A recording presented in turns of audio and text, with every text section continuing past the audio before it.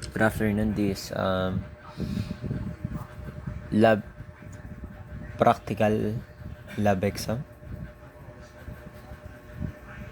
It's about patient information. Parang nasa kung paano nang hihingi ng details yung doctor sa'yo, but in Python siya gagawin.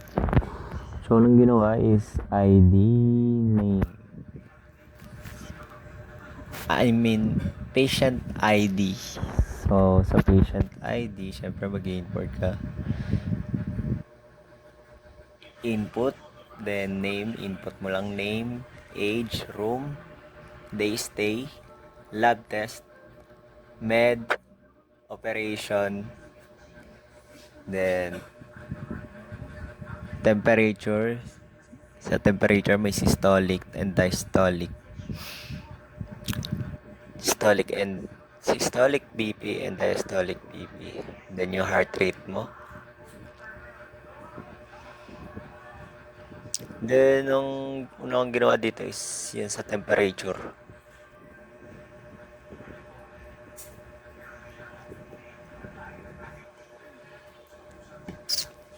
Ayan. Temp is less than, greater than and equal to 38. So, kung 38 siya pataas, ang magpiprint is meron ka fever.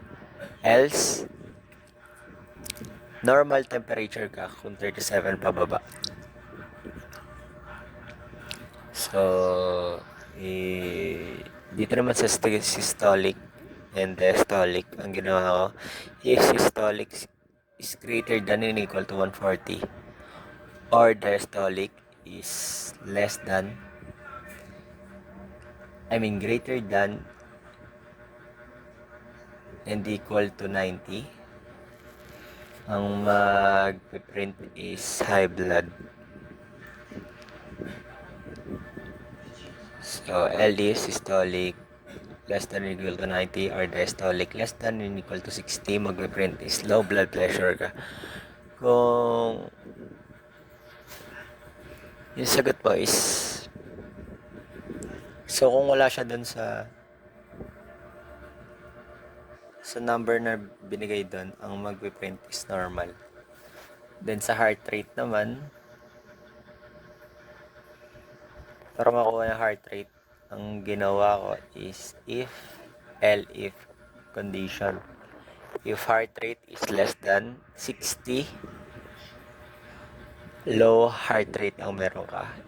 If heart rate greater than 100, mataas yung heart rate mo. So, kung nasa around 70, 90, normal yung heart rate mo. Then dito sa room,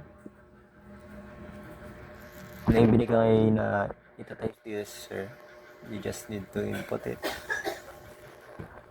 If ang gamit ko. If room is equal to ward, meron kasing apat yan ward, semi-private, private, then ICU.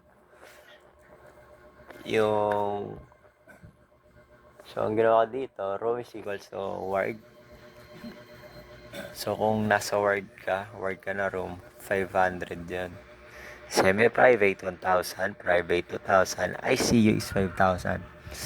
So, ward colon. Room rates, gagawa ng bagong variable, is equal to 500 times yung day ng kung ilang sila mag-i-stay.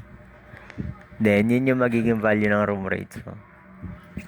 If room is equals to semi-private, so kung semi-private nilagay nila, then kung 1,000 yan, then ito lang yung sa day stay. Private, 2,000 times day stay. Ganun natin sa ICU. Kung wala sa pagpipilian yung nilagay mo, hindi siya ward, kung narin naglagay ka lang siya ng, ang mangyayari din is print siya ng invalid input. Then, para makuha yung room bill, Ita-times yung day ng stay nila sa room rates. Ganun. Siyempre, pag sa operation, if operation is equal to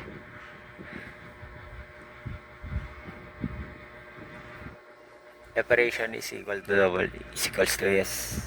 Dapat mag-yes siya.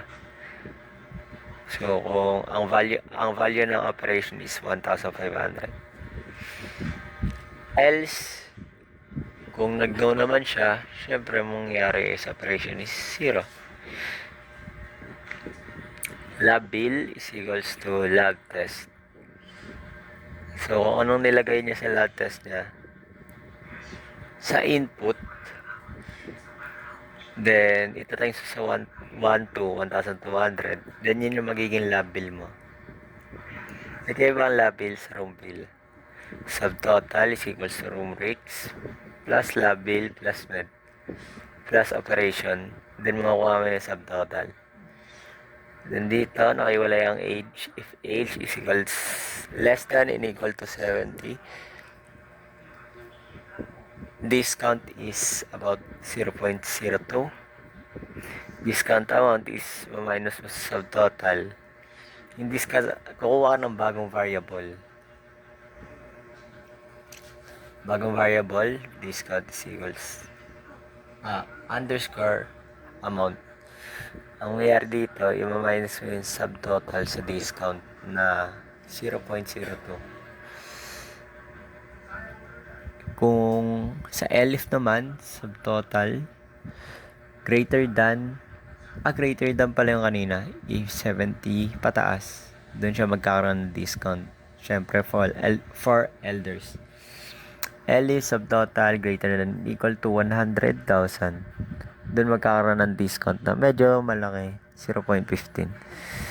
Then, syempre, ma-minus yung subtotal sa discount para mabawasan or para magamit yung discount natin. Kasi kung lalagyan mo lang yun ng discount, tas di mo yung minus, nagkaroon lang ng value yung discount, pero hindi mo nabawasan yung subtotal mo. Then, ELIF, ulit, subtotal, kung mas mataas pa, mas mababa sa 100,000, subtotal is greater than 50,000. Ang magiging discount mo ay 0.10. Then, minus mo yun. Then, yun na. So, if makuha mo yung age, then yung subtotal mo is around 100,000, lalaki yung discount mo. Then, doon na magpiprint. Pag binunuto na yun, ang ginawat ko dito is percentage S.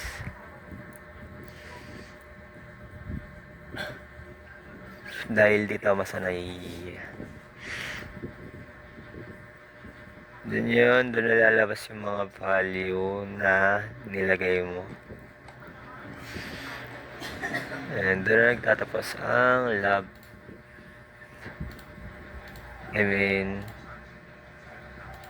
Practical exam.